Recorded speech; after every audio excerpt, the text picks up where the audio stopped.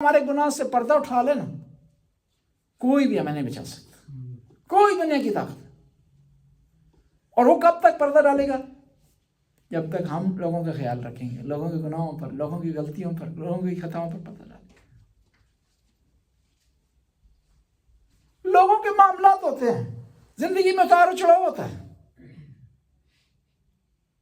کسی کے بیٹے کی شادی کامیاب نہیں ہوئی تو آپ کا اس سے کیا لین دین ہے؟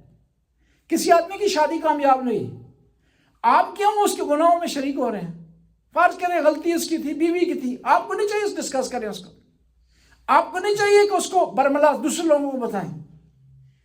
کسی کے بچے کو آپ نے خاص جگہ پر دیکھ لیا ہے، کسی بچی کے ساتھ کوئی ایسا، تو آپ کو حق نہیں بنتا کہ اس کو لوگوں کو بتائیں۔ آپ کو حق نہیں بنتا کہ کیا ہے اس کی غلطیوں کو اجاگر کریں۔ کیوں؟ جس نے منع کیا ہے نا بڑا طاقتور ہے، بڑا پاور والا،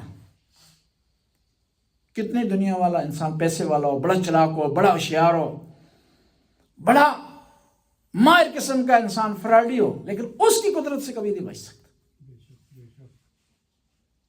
اس کے شکنجے سے بچ نہیں سکتا۔ تو لہذا کوشش کریں اس سے مقابلہ نہ کریں۔ جب اس کی مخلوق سے مقابلہ کریں گے تو گویا اس سے مقابلہ آپ کر رہے ہیں۔ بسم اللہ الرحمن الرحیم۔